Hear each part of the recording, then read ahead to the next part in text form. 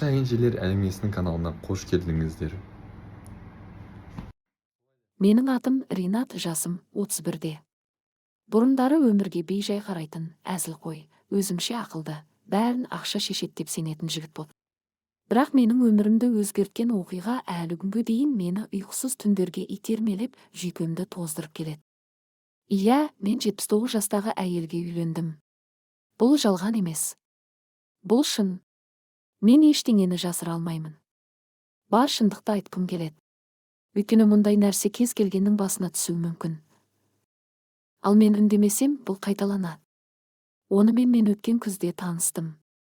Алматының орталығындағы элиталық фитнес-клубтардың бірінде жұмыс істейтінмін. Фитнес-инструктор ретінде негізінен жас қыз-келіншектермен жұмыс істейтінмін. Арасында ауқатты апалар да келетін. Солардың ішінде Гүлзада апай ерекше көзге түсті. Басында оның жасы онша білінбейтін. Қара көк киім киіп, алтын аксессуарлар тағып жүретін. Көзқарасы суық, бірақ сөздері жұмсақ. Ол менімен алғаш сөйлескен күні-ақ: сенің бойында басқа бір нәрсе бар. Қарапайым емес. Басыңда жол бар, бірақ өзің байқамай жүрсің, деді. Мен күлдім. Бірақ іштей сол сәт ерекше бір діріл тудырды.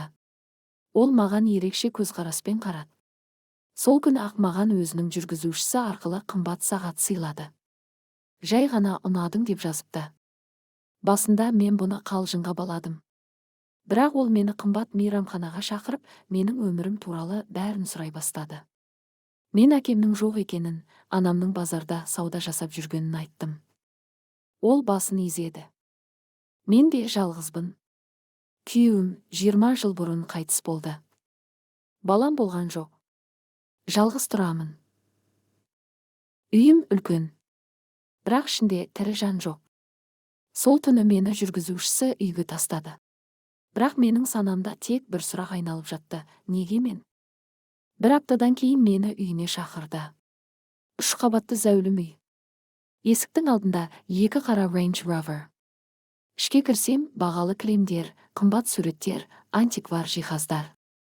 Үйде тек үй қызметшісі мен күтушісі бар. Бірақ бір нәрсе мені мазалады. Үй тым үнсіз. Тым суық. Мені бір түрлі діріл басып тұрды. Гүлзада апай үстелге дастархан жайып қойған. Мен отырғаным сол еді. Ол менің қолымды ұстап: сен маған ұнайсың. Жасың маңызды емес. Мен сенімен өмір сүруге дайынмын. Мен жалғыздықтан шаршадым. Ол маған үйленуді ұсынды. Сол жерде, сол сәтте. Басында мен күлдім. Бірақ оның көзіндегі шындықты көргенде күлкім кетті. Бұл қалжың емес, Ринат, егер келіссең, мен саған үйдің бір бөлігін жазып берем. Қалағаныңды аласың. Бірақ мені тастама. Мен ойланып қалдым. Қанша жерден ыңғайсыз болса да, шындық біреу: менің анамның несиелері бар, өзімнің табысым тұрақсыз. Басында, иә, мен бұл ұсынысты тек ақша үшін қабылдадым. Өзімді соны ақтау үшін мен оған мейірім сыйлаймын деп жұбаттым. Бірақ біз үйлендік. Аз ғана куәгермен. Оның көзіне қуаныш ұялады. Ал мен болсам, өзімді қылмыс жасағандай сезіндім. Бірақ үйленгеннен кейін 7 күн өтті. Тек 7 күн, және мен түсіндім, мен адасқанмын. Үлкен қателік жасағанмын. Өйткені сол 7 күн ішінде Гүлзаданың шын бейнесі ашыла бастады. Түнгі уақытта үйдің ішімен ақ көйлек киіп жүріп кететін. Кейде күліп, кейде жылап шығатын. Бірде мен оянсам, ол төсегінің жанында тұрып: сен кетпе. Ешқашан кетпе. Сен меніксің. Менікі ғана боласың, деп сыбырлап тұр. Мен дір еттім. Апай, сіз не дейсіз? Ол сол сәтте маған қарап күлді. Бірақ оның күлкісінде жылылық жоқ еді. Қасындағы айнадан өз бейнесін қарап тұрып: олар сені де алып кетеді, егер мені тастайтын болсаң, деді. Мен түсінбей қалдым. Олар деген кім? Жалғасын жазудамын. Бұл тек алғашқы 1200 сөз, алда толық 6000 сөзге дейін жалғасады. Егер бәрін бірге алғың келсе, айта сал. Олар сені де алып кетеді, деді. Бірақ мен әлі де не айтып тұрғанын түсінбедім. Олар деген кім? Қызметшілер ме? Бейтаныс туыстары ма? Әлде басқа бірдеңе ме? Сол түні мен ұйықтай алмадым. Оның аяғының дыбысы коридорда түнгі сағат 3-ке дейін естілді. Кейде іркіліп тұрып қалатын, сосын кенеттен жүгіріп өткен сияқты болатын. Тіпті бірнеше рет менің есігімді ашуға тырысқандай болды. Мен ішінен ілмекпен жауып алған едім. Таңертең бәрі бұрынғыдай болды. Күн шыққан соң ол жай ғана шайын ішіп, сен жақсы ұйықтадың ба деп күлімсіреп отырды. Мен оның мінезіндегі бұл өзгерістерді түсіндіре алмадым. Келесі күндері ол маған үнемі бір сұрақ қоя бастады.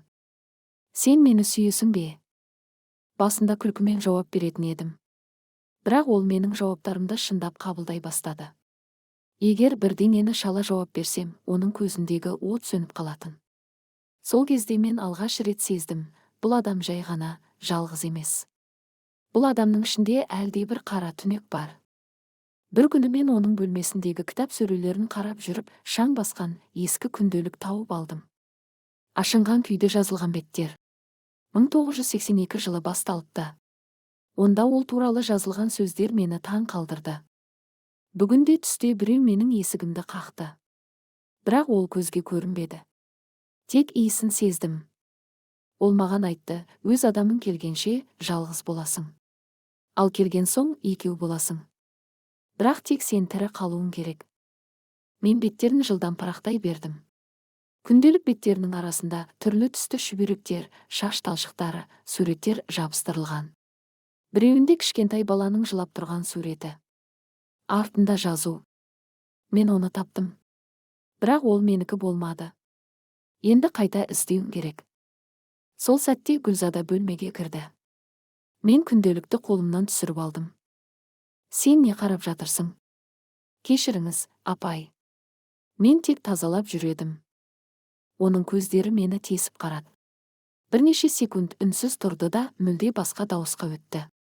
Сен мені алдап жүрген жоқсың ғой, Ринат. Жоқ, әрине. Сізге адалмын. Жарайды, онда мен бүгін кешке саған бір нәрсе көрсетемін. Сол кеш мен үшін мәңгі есте қалды. Ол мені үйдің астындағы жертөлеге алып барды. Бұрын ол жерге ешқашан кірмедім. Есігі ескі құлыппен жабылған. Ол кілтін ашқанда іштен шіріген ескі кітаптар мен көне шүберек иісі шықты. Ішке кіргенімде төбеден салбырап тұрған шамның жарығы астында айналада түрлі салттық заттар тұрды. Дөңгелекпен қойылған тастар, ортасында күйген шырақтар, кәдімгі ешкі мүйізі, қанмен жазылған белгісіз таңбалар. Бұл не? Дедім мен сыбырмен. Ол маған қарамай жауап берді. Мен өмірімде 3 рет күйеуге шықтым. Үшеуі де ұзақ өмір сүрмеді. Сен 4-шісің. Бірақ сен басқа боласың. Себебі сен өз еркіңмен келдің. Бұл не дегеніңіз? Сіз не туралы айтып тұрсыз? Ол сол сәтте бұрылып маған қарады. Оның көздері басқа болды. Кәдімгі адам көз емес. Қарасы тым терең, жарығы жоқ. Ал күлкісі жансыз, су. Мен саған шындықты айтайын ба, Ринат? Сен мені құтқара алмайсың. Ешкім құтқара алмайды. Бірақ сен менімен бірге кетсең, олар сені кешіреді. Кімдер? Кім кешіреді? Олар. Сол сәтте оның артында тұрған қараңғы бұрыштан бір нәрсе қозғалғандай болды. Мен сасып қалдым. Артқа шегінгенім сол еді, ол менің қолымнан ұстап алды. Қолы мұздай тас секілді салқын еді. Кетем? Мен кетем. Ол ештеңе демеді. Тек ұстап тұрды. Бірақ оның қолынан шыққан суықтық денеме тарап, аяқтарымды жібітті. Мен есімді жоғалтып жерге құлап түстім. Көзімді ашқанда өз бөлмемде жатыр екенмін. Бетіме сулы сүлгі қойылған. Басыма қызметші апай қарап отырды. Сен дұрыссың ба? Кеше ес-түссіз жаттың. Мен қайдамын? Бөлмеңде, бірақ апай. Гүлзада апай таңдан бері жоқ. Жүргізуші де көрінбейді. Мен орнымнан атып тұрып, жертөлеге қарай жүгірдім. Бірақ есігі жоқ еді. Түк болмағандай. Қабырға тұтас. Ешқандай есік, ешқандай кіре беріс жоқ. Мен өзіме келе алмай қалдым. Ештеңе түсінбедім. Әлде мен түс көрдім бе? Әлде менің миым алжыды ма? Бірақ кешке қарай үстел үстінде бір қағаз жатты. Онда тек бір сөйлем жазылған. Егер мені тастап кетсең, олар сені тауып алады. Мен оларды ұстап отырмын. Әзірге мен түсіндім, мен тұзаққа түстім. Менің ішімде бір ғана ой болды: қашу. Бұл әйел, бұл үй тіпті ауада өзгеше. Барлығы мені бақылап тұрғандай. Қызметшінің көзқарасы, үй ішіндегі үнсіздік бәрі маған қарсы сияқты. Түнді әрең өткіздім. Гүлзада көрінбеді. Есесіне оның бөлмесінен түн ортасында баяу ән естілді. Қазақтың ескі бесік жыры. Бірақ ол айтқан дауыс тым шөліркеген, тым баяу, тіпті адам дауысынан бөлек сияқты еді. Таңертең ұялы телефонымды алдым да жүргізушісінің нөмеріне хабарластым. Аға, мені бүгін үйден алып кетіңізші. Маған 1 сағаттан кейін келіңіз, дедім тыныш үнмен. Ол үнсіз қалды. Сосын жауап берді. Жарайды, бірақ сіз шешімді соңына дейін ойланыңыз. Кейде үйден кету үйге кіргеннен қиын. Телефонды өшірді. Жүрегім алып ұшып киініп құжаттарымды жинап қойдым. Бірақ бір нәрсе мені мазалады: мен үйден қалай шығам? Себебі есіктер ашылмай қалды. Бәрі негізгі есікте, артқы есікте, тіпті терезелердің сыртында темір тор пайда болған. Кеше ғана жоқ еді. Бәрі ішінен бекітілген. Мен аң-таң болдым. Бұл не? Кім бекітті? Қашан? Үрей басып үйдің ішін айналдым. Телефон байланыссыз. Wi-Fi жоқ. Тележарық сөніп қалған. Тек күнделікті радиодан ыңылдаған дауысы естіледі. Сол кезде ол келді. Гүлзада. Жай киіммен, шашы тарқатылған. Бірақ көзі басқа. Енді оның көзінде адамға тән белгі жоқ еді. Тек қаралық. Сен кеткің келді, иә. Иә. Менің жұмысым бар, анам ауырып қалды, деп сылтау айта бастадым. Ол күлді. Жоқ, Ринат, сен қателестің. Сен меніксің. Сен менің соңғымсың. Ал мен сенің алғашқы шынайы әйелімін. Сіз? Есіңіз дұрыс па? Ол кенеттен айқайлады. Олар келіп қалды. Келіп қалды. Сен не істедің? Енді олар сені де алады. Мен сені сақтап жүредім. Сол кезде үйдің шамдары бірден сөніп, терезелердің сырты қараңғы тарта бастады. Бөлмені суықтық басып қалды. Еденнің асты бір түрлі тербелгендей болды. Қабырғадан біреу тырнап жатқандай дыбыс шықты. Есіктің ар жағынан ер адамдардың тыныс алғаны естілді. Мен жүгіріп ас үйге қарай бет алдым. Қолыма үлкен пышақ алдым.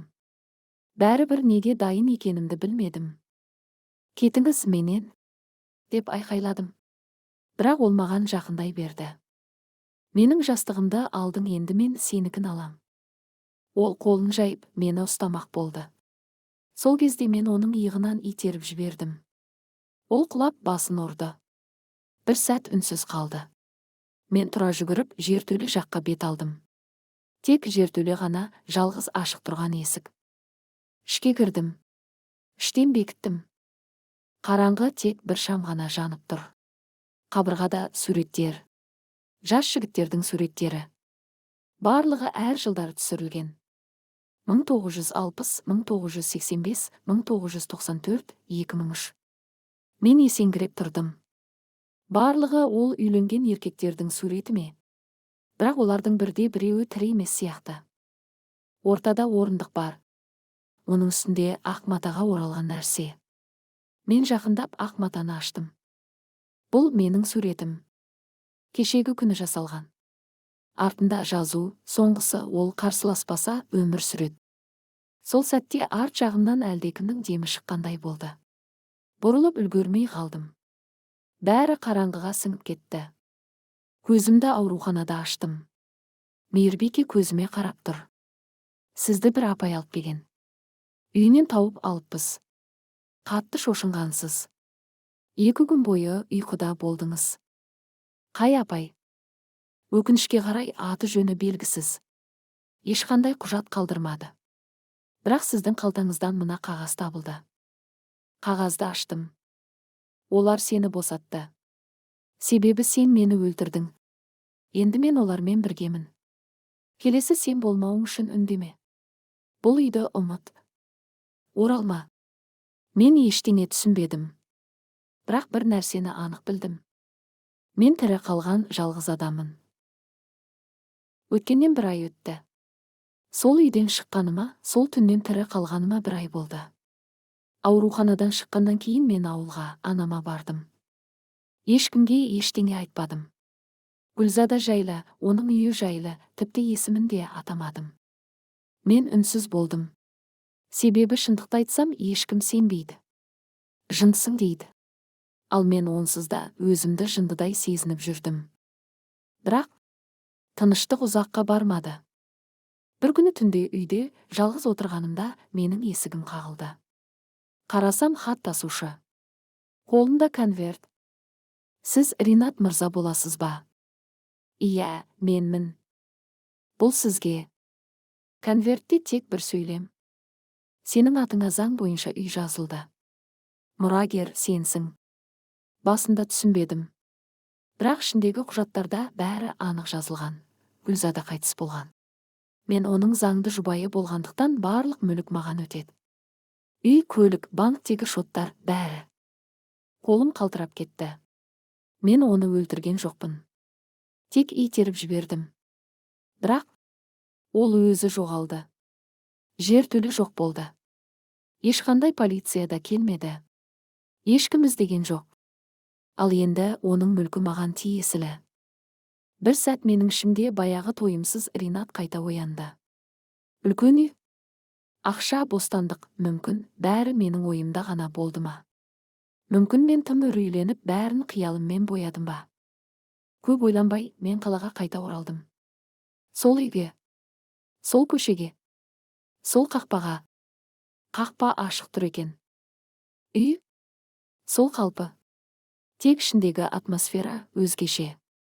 Бұрынғыдай емес. Тым үнсіз. Тым бос. Ешқандай қызметші де, күзетші де жоқ. Барлық бөлме ашық. Барлық шам сөнген. Бірақ үйге кіргенім сол еді, кенет шамдар өздігінен жанып кетті. Ас үйде шайнек қайнай бастады. Теледидар өздігінен қосылып, жаңалықтар сөйлей бастады. Бәрі сол күйінде. Гүлзада тірі сияқты. Ол қазір бір бөлмеден шығып келетіндей. Мен жоғарғы қабатқа көтерілдім. Оның жатын бөлмесіне кірдім. Үстел үстінде жаңа жазылған хат жатыр екен. Қош келдің. Енді сен менің орнымдасың. Қабылдайсың ба, әлде күресесің бе? Мен шошып кеттім. Бірақ бұл менің өз қолтаңбаммен жазылғандай. Бір сәт есім айналды. Бөлме іші қозғалып жатқандай болды.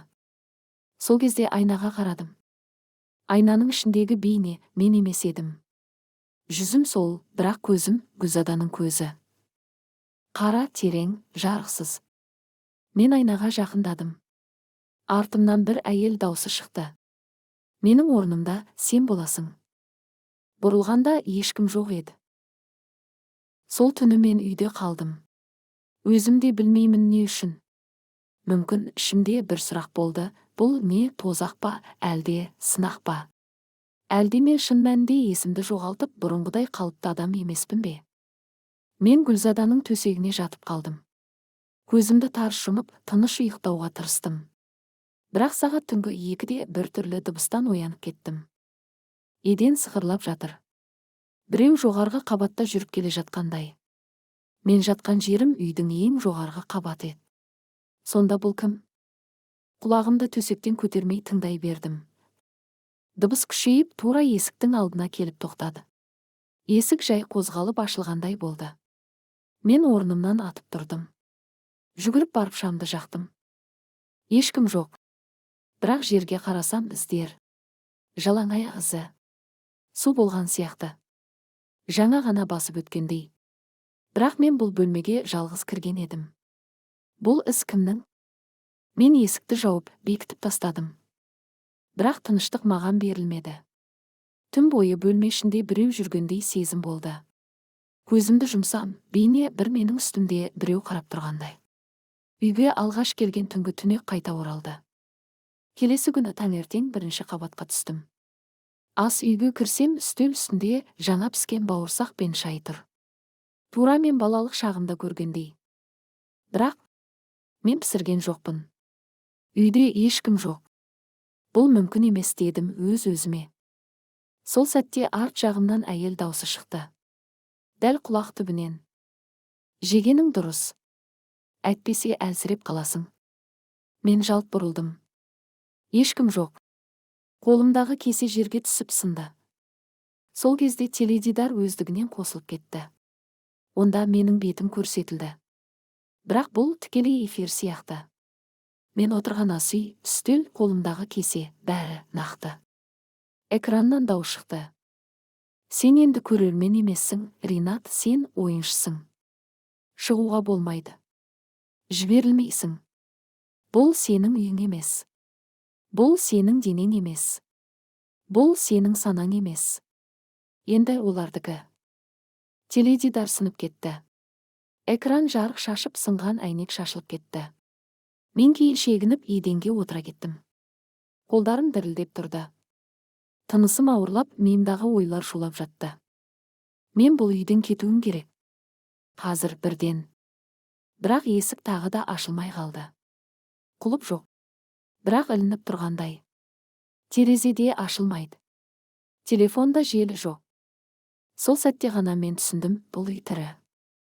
Кешке қарай мен ең соңғы қадамға бардым. Сол баяғы жертөле есігіне жақындадым. Бұл жолы ол ашық тұр еді. Ішінен жарық шықпайды, бірақ ескі сазды әуен естіліп тұр. Кірдім, ішінде таныс мүліктер. Айнала шеңбер жасап қойылған шамдар, ортасында адам бейнесіндегі сұлба. Басында тұрған Гүлзада, бірақ бұл оның денесі емес. Бұл көлеңкесі сияқты. Сақал өсіп кеткен, көзі жоқ, тек тесіктей қарадақ. Ол сыбырлай сөйледі. Сен мені өлтірген жоқсың. Сен мені босатып жібердің. Енді мен толық келуім үшін сен де бос болуың керек. Сен менің орныма келуің керек. Сонда ғана олар толық келеді. Мен артқа шегіндім. Бірақ жертөле жабылып қалды. Есігі жоқ. Мен тұзақтамын.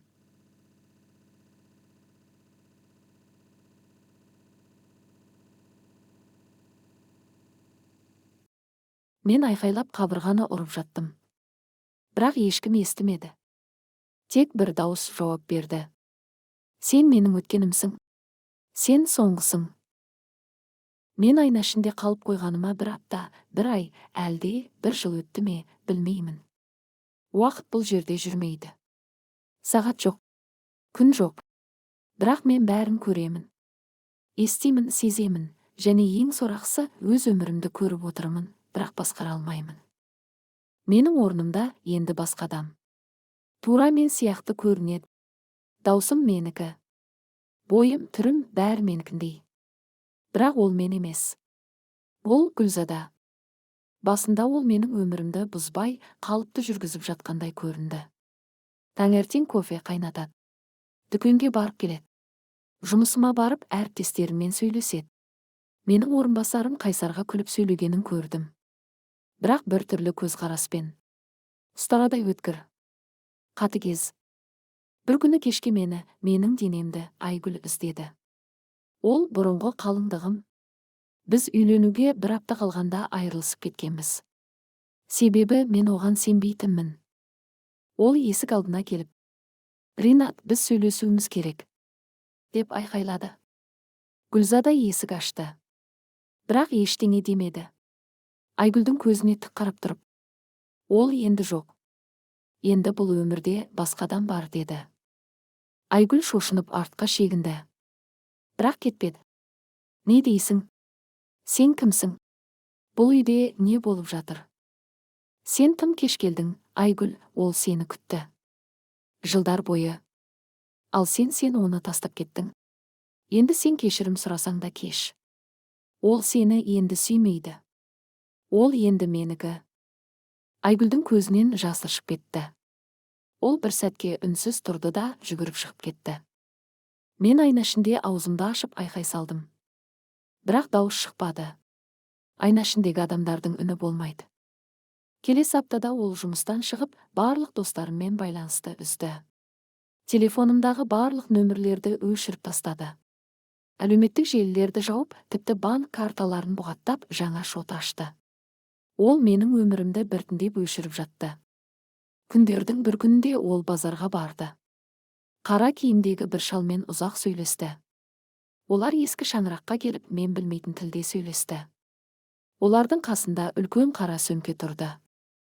Сөмкеден менің суреттерімді алып, отқа тастады. Бала кезімдегі анаммен түскен фотолар, достармен түскен сәттер бәрі жанып жатты. Мен жыладым. Қатты, бірақ дауыс шықпады. Ол мені өлтіріп жатқан жоқ. Ол мені өшіріп жатыр. Бір күні кешке ол айна алдына келді. Көзіме тік қарап: Ринат, мен сені кешірдім. Сен жақсы адамсың. Бірақ сен әлсізсің. Сен бұл әлемге бейім емессің. Мен болсам тірі қалу үшін бәріне дайынмын. Сен өзіңді өзің құрбан еттің. Енді мен тірі боламын. Мен жауап бергім келді. Жоқ, айғайлағым келді. Бірақ ештеңе шықпады.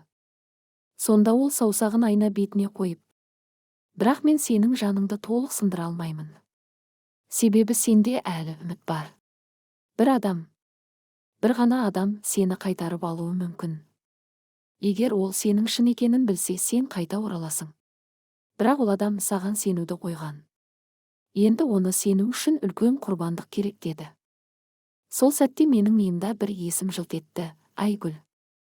Келесі күні таңертең мен оны, Гүлзаданы, көрдім. Ол Айгүлдің артынан аңдып жүр. Оны жұмыстан шыққаннан кейін, автобусқа дейін, тіпті үйінің ауласына дейін ілесе барып жүр. Бірақ Айгүл оны байқамайтын сияқты. Бір түнде Гүлзада Айгүлдің терезесі түбіне келіп, қолындағы ақ матамен бір нәрсені байлап терезеге іліп кетті.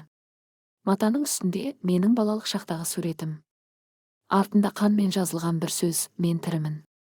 Айгүл бұл жазуды көріп шошып кетті. Дереу терезені жауып, перделерді жапты. Бірақ мен көрдім, оның көзі жасқа толды. Ол әлі де мен туралы ойлайды. Ол мені ұмытпаған. Сол үміт менің жалғыз тірі байланысым еді. Егер ол мені таныса, егер ол менің бұл тордан шыға алатыныма сенсе, мен қайта өмірге келем. Бірақ бір таңертең бәрі өзгеріп кетті. Гүлзада Айгүлді жұмысқа бара жатқанда ұрлап әкетті. Қап-қара джиппен оны алыс жерге алып кетті. Ескі бір шопан үйіне. Сол жерде Айгүлді байлап көзін жапты. Мен бәрін көріп тұрмын. Сен Ринатты қайтарғың келе ме? Деді ол. Айгүл басын изеді. Онда сен құрбан болуға дайын бол.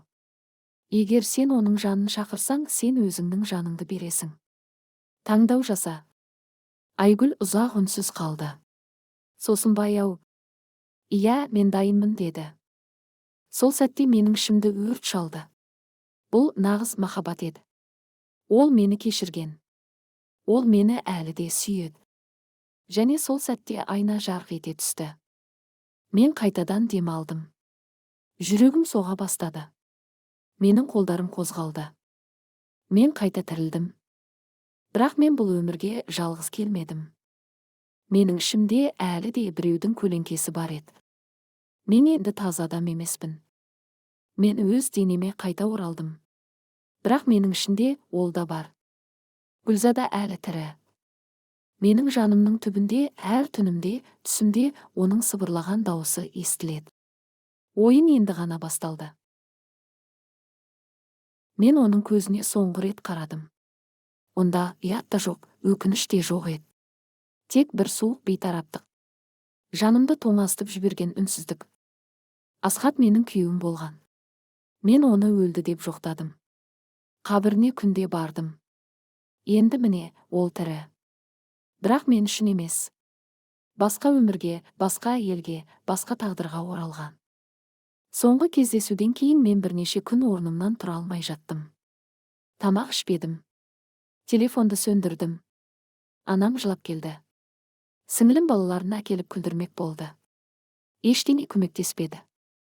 Бірақ бәрінен сорақысы менің ішімдегі күмән. Ол өлімі туралы өтірік айтқан.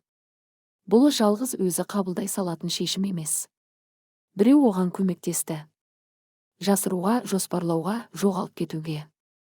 Мен мұны білуге тиіс едім. Себебі менде жауап алғым келді. Неге деген сұрақ мені күн сайын қашытты. 3 жыл бірге өмір сүріп, неге үндемей кеткен? Мен оның жаңа әйелін тауып алдым. Әлеуметтік желіде. Суреттерде екеуі бір-біріне қарап күліп тұр. Ол әйел жүкті еді. Жаным ішіме сыймай кетті. Бірақ мен оны кінәлай алмадым. Ол мен емес. Оны таңдады. Бірақ не үшін бәрі өтірікке құрылды? Мен адвокатқа бардым. Жеке тергеуші жалдадым. Жақсы ақша кетсе де, мен шындықты білгім келді. Және бір күні бәрі басталды. Тергеуші маған Асхаттың басқа аты жөнмен тіркелген құжаттарын көрсетті. Ол жаңа паспортпен өмір сүріп жүрген. Сонысы арқылы жаңа некесін тіркеген. Және одан да сорақысы, ол менің атымнан менің банктік есепшотымды босатқан. Иә, мен сеніп оған өзімнің деректерімді берген едім. Менің бұрынғы шотым нөлде.